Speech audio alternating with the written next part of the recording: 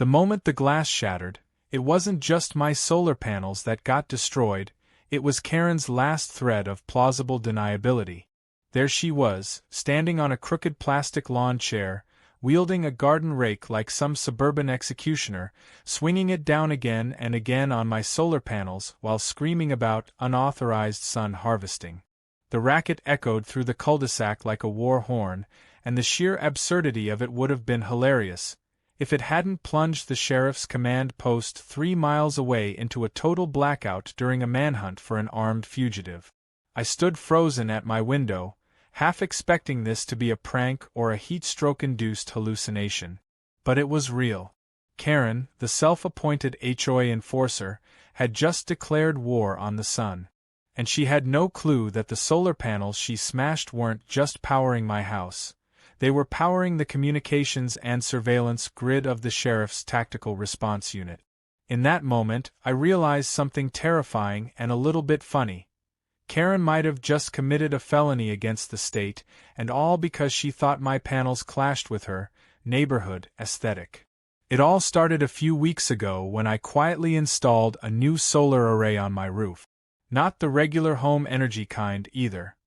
These were high-efficiency, military-grade panels installed as part of a state-run resilience program. I'd signed a confidentiality agreement after volunteering my property to host a backup energy node for the sheriff's department. It was all part of an emergency preparedness plan in case of natural disasters or, in this week's case, active criminal events. The sheriff's team set up a mobile command post hidden in the state forest, and my panels routed encrypted power to their systems. No one in the neighborhood needed to know. It was a silent, secure operation. That is, until Karen noticed the panels during her daily HOA patrol with binoculars and a clipboard. Karen had always been the type to start a fire over a flickering porch light. She policed lawn lengths, measured mailbox heights with a tape measure, and once filed a complaint because someone's Halloween spiderwebs were too aggressive. She saw herself as the keeper of order in the community, even though she had no official power beyond gossip and harassment. When my panels went up, she left a passive-aggressive note taped to my front door with bright pink duct tape. It read, "These installations do not appear to align with the neighborhood aesthetic. Please remove or face potential HOA disciplinary action." I ignored it. I had state documents and a sheriff's signature to back me up. But she didn't like being ignored. The escalation came quick. First, she tried calling a neighborhood meeting, claiming my panels were an eyesore and might be causing electromagnetic health disturbances. When no one showed up to her driveway protest, she doubled down. The next day, she reported me to the city. They already knew the setup was approved, and the inspector just chuckled when he showed up and saw her pacing the street like a deranged crossing guard. But Karen didn't stop. The more she was dismissed, the more unhinged she became. I think it bruised her ego. She'd never failed to bully a neighbor into submission before. But I wasn't just a neighbor. I was a registered systems engineer with 2 military contracts and a badge number taped to the inside of my circuit box. She picked the wrong guy. On that particular Thursday, I was on a video call with a deputy from the sheriff's team, reviewing power flow metrics for the week. They'd mentioned increasing activity due to the manhunt underway across the county. A fugitive had escaped custody and disappeared into the surrounding rural zones. Every active camera, drone signal, and radio tower ran on emergency backup, most of which, thanks to me, pulled from my solar array. We had joked about how lucky they were to have this hidden setup in place. 10 minutes later, all the lights on my control panel flickered.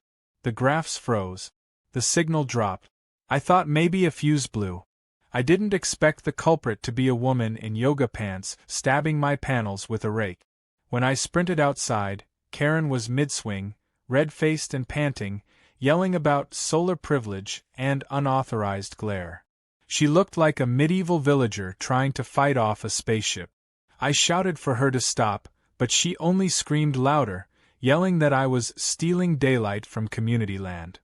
I tried grabbing the rake, but she yanked it away and nearly fell off the chair. That's when the entire left panel bank cracked under her final blow, scattering shards across my driveway. A neighbor gasped. Another started filming. My phone buzzed seconds later. Emergency alert. Power failure detected at Command Post Omega. Sheriff Darnell's contact ID flashed across the screen. Karen stood there, chest heaving like she just won a championship, grinning as if she'd saved the world from an alien invasion. "You're welcome," she said smugly, stepping off the chair and brushing invisible dirt off her workout top. "Now maybe you'll respect HOA guidelines." I didn't say anything. I just stared at her, already picturing the chain of consequences about to unfold. Because this wasn't just about broken panels. It was about endangering a live law enforcement operation in the middle of a high-stakes search. And while Karen thought she'd won some petty neighborhood battle, she had just stumbled into something far beyond her understanding. About 20 minutes later, the sound of engines echoed down our cul-de-sac. Not regular patrol cars. These were black SUVs with heavy frames and bulletproof glass. The kind you only saw during high-security operations. They stopped right outside my house. Karen, who had returned to her porch with a glass of lemonade, looked amused at first, until Sheriff Darnell himself stepped out of the lead vehicle. He wore plain clothes but had the unmistakable air of command. He walked straight up to Karen, who was now visibly confused. "Ma'am," he said without any small talk. "Are you aware that you just disabled a live tactical surveillance grid currently monitoring a fugitive suspected of armed assault?" Karen blinked. "What?" she stuttered. "No, I just broke some ugly panels. They weren't HOA approved. And they were blinding my cat." The sheriff didn't flinch. He turned to his deputy and nodded. The man opened a case and pulled out printed photos. Close-up shots of my solar panels before the attack, labeled and time-stamped with authorization signatures and federal seals. Karen's face drained of color. "You've just interfered with a state operation," Darnell said. "You're under investigation for destruction of protected infrastructure." Neighbors who had come out to see the commotion were now backing up, phones out, jaws dropped. Karen tried to deflect blame, claiming I never informed the HOA. But the sheriff cut her off. "You're not just looking at HOA trouble. You're looking at jail time." And that was the moment. The moment Karen realized her rake-wielding, sun-smashing tantrum wasn't just petty neighborhood drama, it was a federal offense. The latch clicked with a quiet finality, and the old barn door creaked open just enough for Sheriff to take notice. He stood at the edge of his pen, massive and muscular, his coat slick black and glinting in the morning sun. His ears twitched and his nostrils flared as he caught the scent of fresh air and something unfamiliar: rubber tires, iced tea, cheap perfume, and arrogance. Sheriff had been cooped up too long, rotating through a confined grazing pattern due to pasture work, and his mood had soured over the last few days. He needed space. He needed freedom. And now, thanks to Karen, he had a perfect target to focus his pent-up energy. I stayed just inside, crouched by the feed bins, watching silently. It was surreal how peaceful everything looked outside. Birds chirped lazily, Karen was sipping her drink, scrolling her phone, humming some tune, and occasionally giggling to herself as if this were her private spa retreat. Her cart was angled perfectly in front of both barn doors like a blockade built by someone too lazy to care and too entitled to think anyone else's needs mattered. She had no idea that 15 feet away, a ticking time bomb with horns was about to be released. Sheriff took a slow step forward, then another. The barn's inner gate swung fully open, and his heavy hooves made a dull thud on the packed dirt floor. He paused at the edge, his huge frame casting a long shadow across the entrance. Karen was still oblivious. Then he stepped outside. The sunlight hit him square, and the moment his eyes locked on the golf cart, he froze. His head tilted slightly. His muscles tensed. He let out one deep, earth-rumbling snort. Karen finally noticed the noise and turned around slowly. When she saw the bull, she laughed at first. Laughed. like it was some novelty pet wandering loose. "Well, hello there, Moo Moo," she said, waving her hand lazily as if greeting a neighbor's golden retriever. "You lost or something?" she added, chuckling. Sheriff didn't move. He stood his ground, lowering his head ever so slightly, a sure sign he was assessing a potential threat. I kept my position, heart pounding, though a small part of me found the whole thing borderline comedic. Karen had no clue what she was inviting into her life. This wasn't some cartoon cow. This was a 1,500-pound alpha bull bred for strength and instinct. He wasn't going to attack her, of course, unless provoked, but he wasn't about to let that shiny cart sit in his space like a taunt, either. Karen leaned out of the cart and tapped her phone to start recording. "Look at this beast just waltzing out of a barn. No leash. No fence. Typical farm safety around here. Just wait till HOA sees this." She panned her camera over to Sheriff, who chose that moment to snort again and scrape the dirt with one hoof. Her voice wavered. "Okay, maybe you should go back inside now, buddy." But Sheriff didn't go back. He began to move forward, slow and deliberate, as if testing the air. His gaze didn't leave the cart. That chrome ornament must have glinted just wrong because suddenly, with zero warning, Sheriff bellowed a roar that shook the barn walls and charged forward, massive frame barreling toward the cart like a missile wrapped in muscle. Karen screamed so loud it startled the nearby horses. She tried turning the key in her ignition, but the old battery wheezed and failed. The cart didn't move. She pushed, fumbled, kicked the dashboard, even tried honking, but it was useless. The cart was dead. She bolted out of it in sandals, tripping over her purse strap, and ran to the nearest oak tree, hiding behind it like it offered some kind of magical protection from livestock. Sheriff, to his credit, didn't gore the cart. He did something much more satisfying. He slammed his massive head into the front bumper, snapping the flimsy plastic with ease and flipping the drink cup through the air. The iced tea landed with a perfect splash across Karen's folding chair, and the Bluetooth speaker bounced to the ground with a crunch. Then Sheriff snorted again and stood proudly beside his conquest, staring at the broken vehicle like a gladiator awaiting applause. Karen peeked out from behind the tree, face pale, lips trembling. "Call someone. Call animal control. That thing is wild," she shrieked. Her words were incoherent and frantic. "He attacked me," she screamed, though she hadn't been touched. "He's out of control." I finally stepped out, hands in my pockets, trying to hold back the grin on my face. "Karen, you all right?" I asked casually, glancing at the destroyed cart. "Didn't expect company so early. You let that beast out on purpose. You're insane. That thing could have killed me." I shrugged. Barn doors were blocked. I had to let Sheriff out for his exercise. "You've seen the signs. This is private livestock property." She stomped toward me, now barefoot with one sandal lost during her sprint. "I'm reporting you.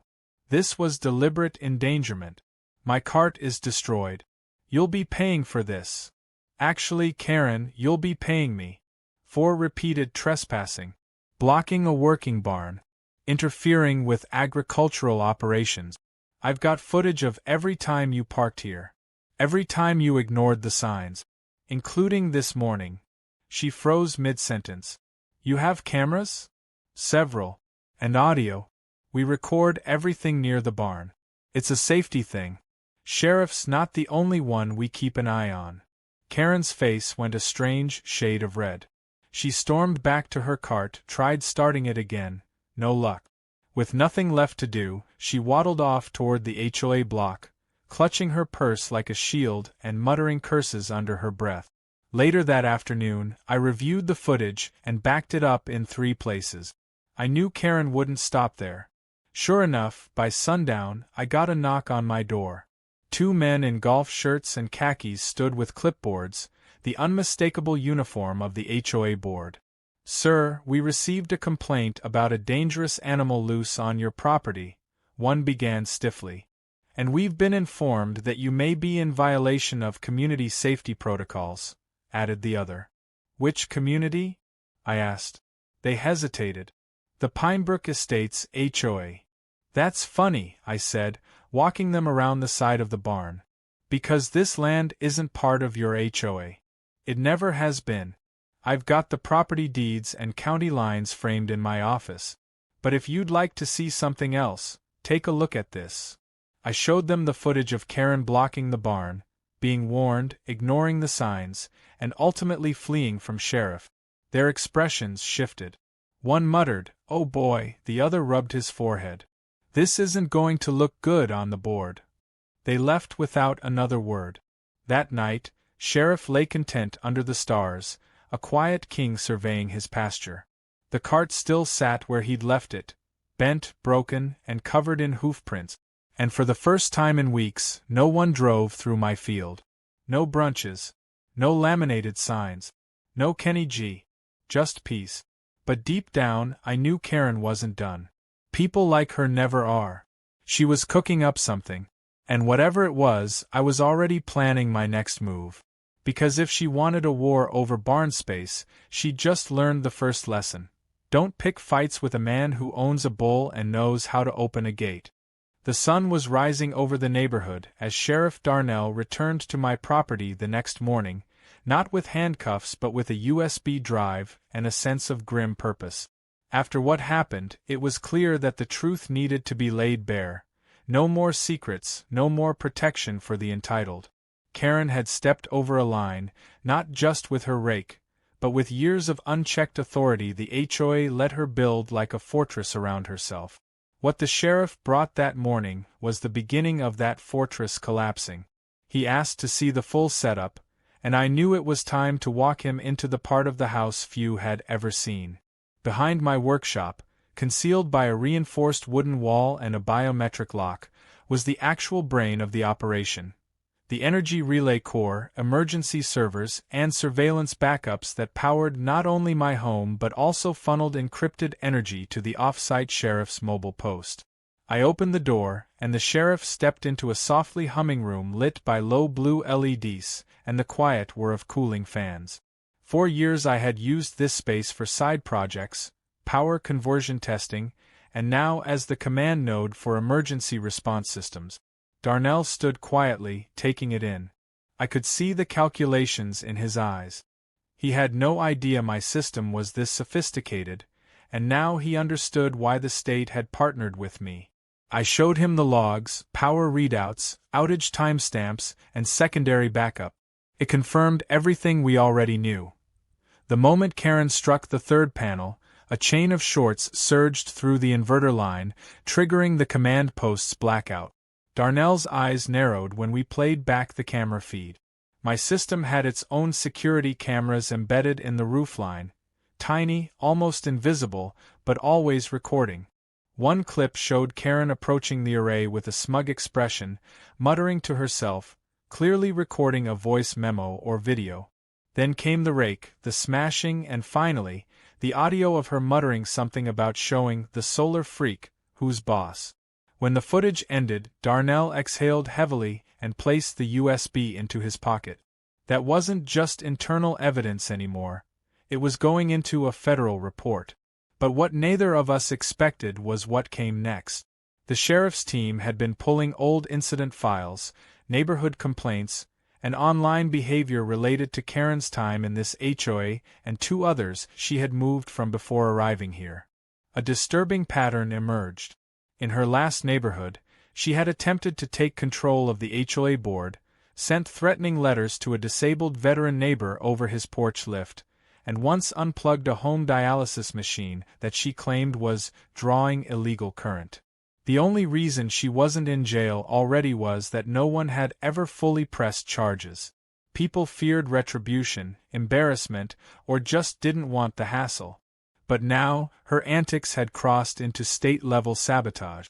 Darnell confirmed that the county prosecutor was reviewing charges not just of vandalism, but interference with protected infrastructure and obstruction of a law enforcement operation. I asked if that meant Karen would be arrested. He said it was likely, but the process had to go by the book. However, he didn't mind giving the HOA a preview of what was coming. That afternoon, Darnell called an emergency HOA meeting at the community center.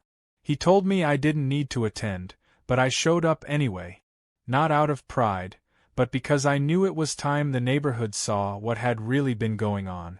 The room was packed, the board seated up front, trying to maintain composure as Darnell walked in with 2 deputies and a portable projector.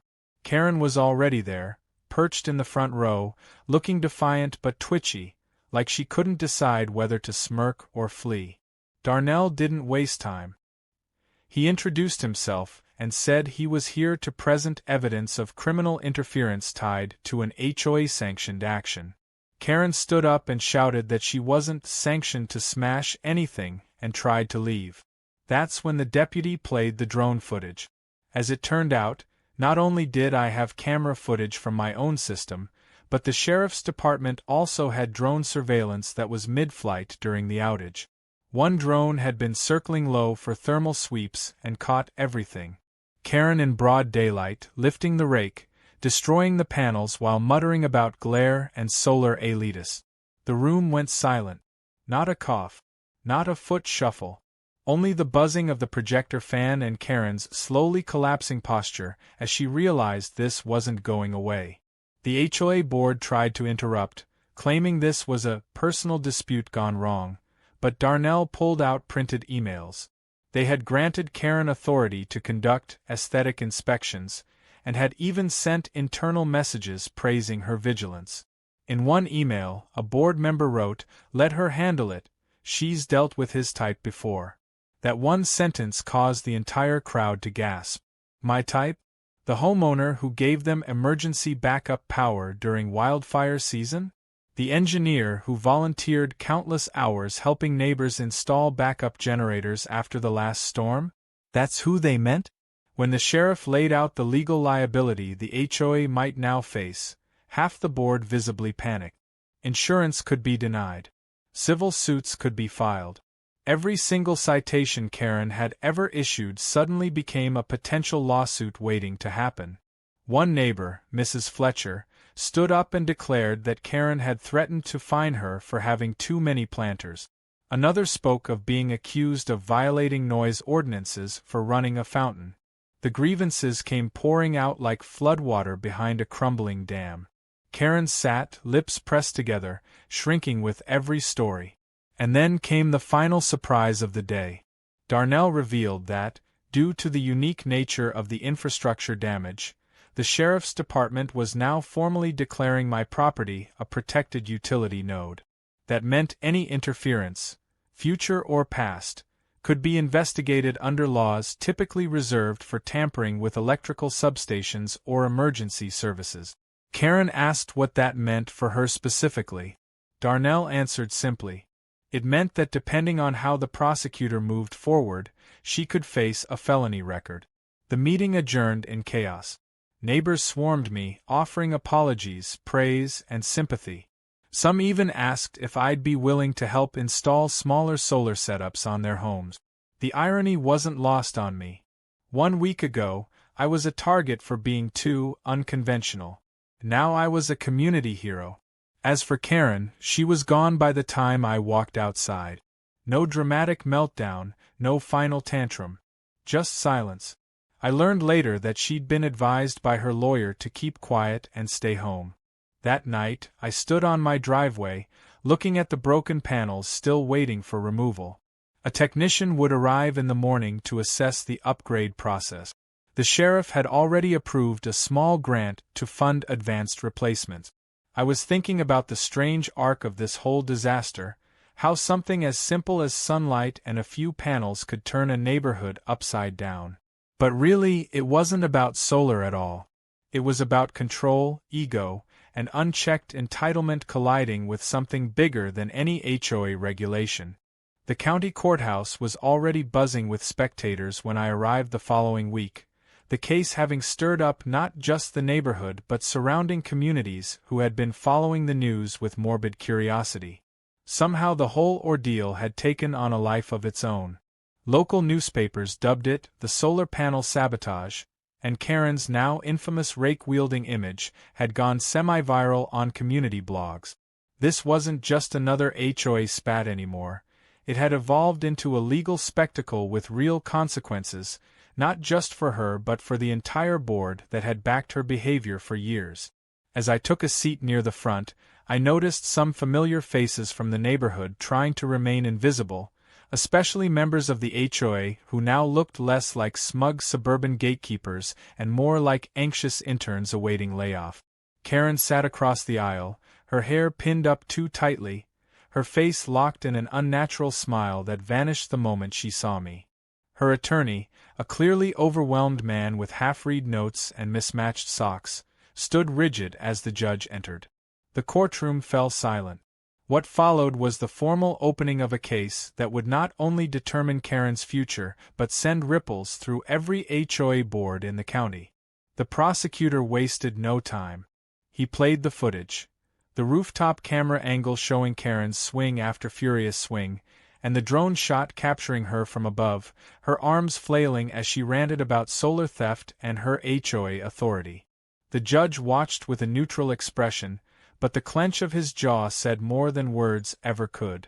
The moment the video ended, a murmur spread across the room.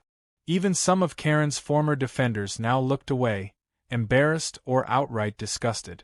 Her lawyer stood up, attempting a feeble defense built on ignorance. He argued she had no way of knowing the panels were part of a critical power network. He claimed she thought they were an eyesore installed without permission and that she acted in defense of community guidelines. But the sheriff's testimony swiftly dismantled that narrative. Darnell took the stand with the steady presence of someone who had built a career on cutting through nonsense. He spoke clearly and deliberately, outlining how the panels were part of a federally assisted emergency network. He explained how their destruction caused the sheriff's mobile command post to go offline during an ongoing fugitive pursuit. He laid out how the outage directly compromised officer safety. His final words were simple but devastating. This wasn't just property damage, it was sabotage, plain and direct. Karen looked increasingly frantic as her lawyer scribbled notes, probably realizing they were losing fast. And just when the situation seemed like it couldn't get worse for her, the prosecutor revealed the emails. These weren't just HOA newsletters or notices.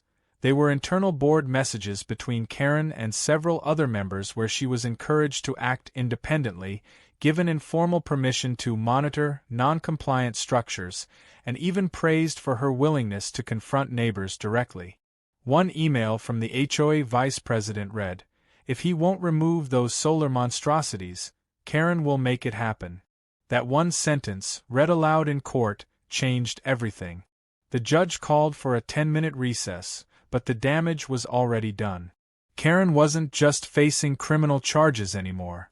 The HOA itself was now implicated in what appeared to be a coordinated effort to abuse power under the guise of community standard. When court resumed, Karen attempted to speak. Against her lawyer's advice, she stood up and addressed the court directly.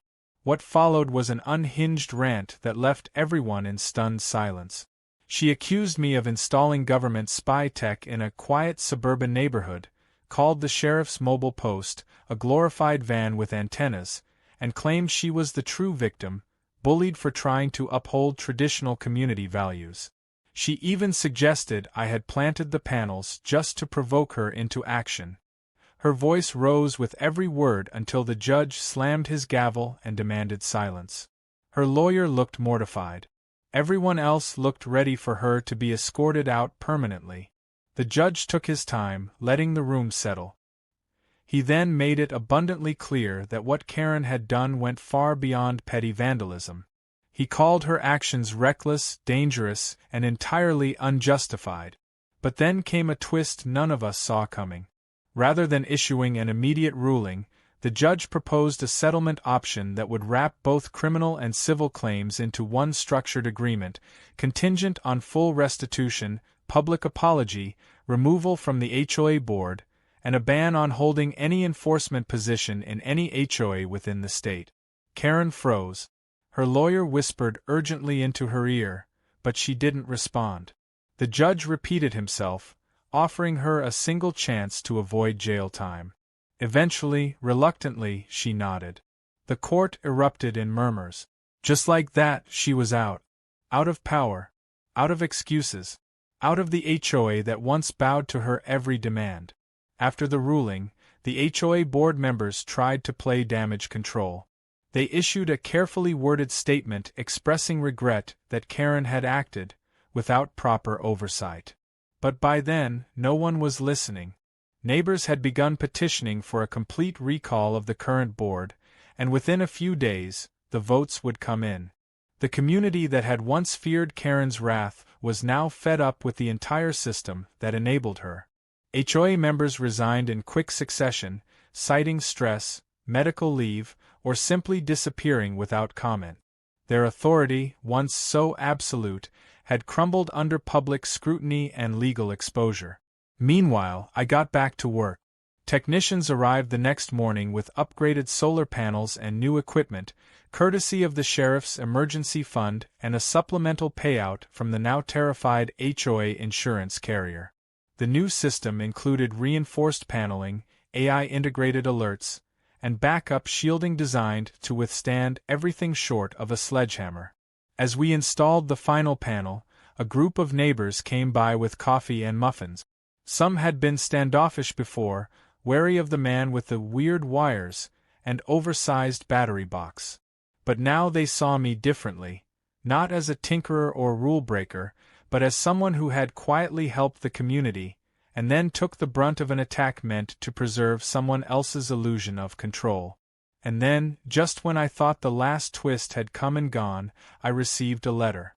It was from the Department of Emergency Services, signed by a state official thanking me for my service and notifying me that due to the publicity of the case, I was being considered for a formal consulting position to help expand the emergency solar network. What started as a quiet side project had become the blueprint for a new wave of infrastructure. The irony was impossible to miss. Karen had tried to destroy something she didn't understand, and in doing so, had brought more attention to its importance than any grant proposal ever could. By the time the new solar array was fully installed, the entire neighborhood felt different. The tension that used to hang in the air like invisible razor wire was gone, replaced by a kind of cautious optimism. Neighbors who had once hurried into their homes to avoid Karen's clipboard patrols now lingered on sidewalks, chatting about lawn tips and pet tricks like it was a whole new world. The HOA that had once ruled with fear and passive-aggressive fines was all but dissolved. A temporary committee had been put in place, and I'd been asked, twice, to join it. I declined both times. I didn't want power, I just wanted peace. And with Karen no longer acting as the self-proclaimed sheriff of suburbia, peace was finally possible. The sheriff's department held a brief public event to commemorate the upgraded energy node, and it doubled as an informal community gathering. Sheriff Darnell gave a short speech about emergency preparedness, thanking those who had supported the department during the ordeal. He made a pointed comment about responsible partnerships and knowing the difference between civic duty and personal vendettas, which earned a few smirks and chuckles from the crowd. As a thank you, he presented me with a commemorative plaque and a backup radio unit linked directly to the mobile command network. It was an honor, sure, but also a silent message that the state had my back, should anything like this ever happen again. Karen, of course, was nowhere to be seen. Her court settlement had included a mandatory public apology, which she delivered through a typed letter pinned to the community bulletin board like a forgotten pizza flyer. It read more like a hostage statement than anything sincere. But what truly humiliated her, at least in her eyes, was the sign she had to keep on her lawn for 30 consecutive days. It was simple, but devastating in its honesty. I damaged critical infrastructure and endangered public safety. I deeply regret my actions. The HOA printed it in bold black letters on a plain whiteboard, and while they tried to make it sound official, there was no hiding the embarrassment. People slowed their cars to read it. Teenagers took selfies in front of it. One neighbor even jokingly offered to frame it after the 30 days expired. Karen didn't leave her house once during that time. Her blinds stayed shut, her car untouched in the driveway, as if she'd vanished entirely behind a wall of shame and silence. But life, as it does, moved on. The neighborhood hosted its first community cookout in over 2 years, this time with no oversight from any HOA officers. There were no flyers about acceptable grill sizes, no citations for untrimmed hedges, and no Karen policing how long someone's music played. Instead, people brought their own chairs, their own food, and their own laughter. For the first time in a long while, it felt like an actual neighborhood, not a gated experiment in control. Kids played in the street, someone set up a slip-and-slide on a sloped lawn, and I even brought out a solar-powered popcorn machine that became an unexpected hit. People asked questions about energy setups, curious now rather than suspicious, and I answered each one with a smile, happy to share what had once been a private project. As the month drew to a close, the final vote came in to officially dissolve the old HOA board. The community had spoken. In its place, a new structure was proposed, one focused on maintenance, emergency prep, and shared resources rather than policing aesthetic. It wasn't perfect, but it was a step forward. Some neighbors who had once cowered under Karen's surveillance were now the loudest voices advocating for fairness and transparency. Even the local paper ran a follow-up article titled, "From Panels to Progress," chronicling the change the neighborhood underwent after the infamous incident. They mentioned me by name, though I asked for the story to focus on the broader transformation rather than any personal glory.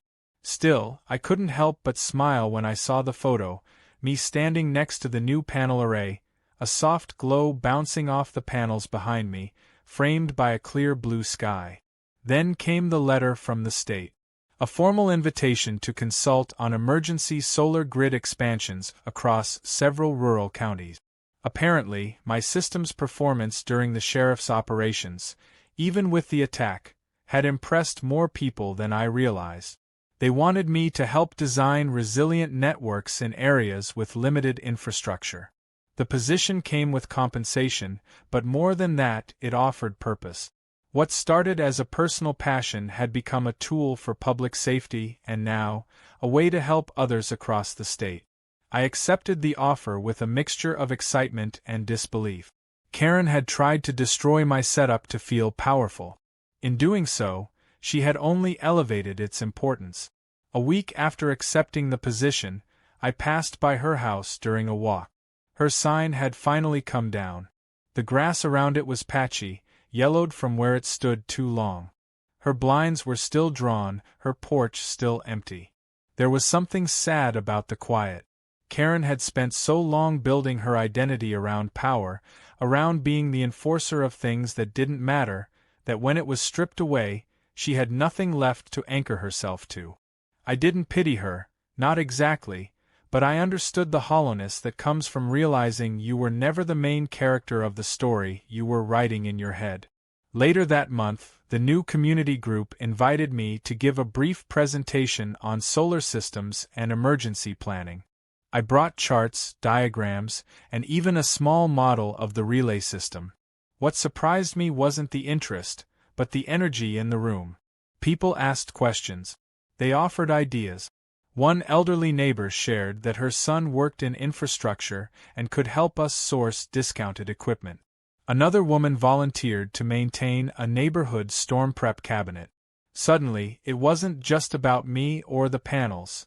It was about everyone taking ownership of the place we called home. That shift, that collective awakening, felt bigger than anything Karen could ever destroy. The last time I saw Sheriff Darnell before he transferred to a new county post, he shook my hand and said, "You never know who you're dealing with until they show you." He meant Karen, of course, but I think it applied to all of us. In the face of chaos, people revealed who they truly were. And this time, the neighborhood had risen. Karen may have swung a rake thinking she was taking down an eyesore. Instead, she took down a wall that had kept us all divided, suspicious, and afraid to speak up. Now, the panels hum steadily each morning as the sun rises, powering more than just a system. They power a A story of arrogance, exposure, and ultimately, of community resilience. And every time I hear the faint ping of the backup radio syncing with the sheriff's new grid, I remember how close it all came to being lost. Not just the power, but the truth. And I'm grateful every single day that the light, both literal and metaphorical, came back stronger than ever.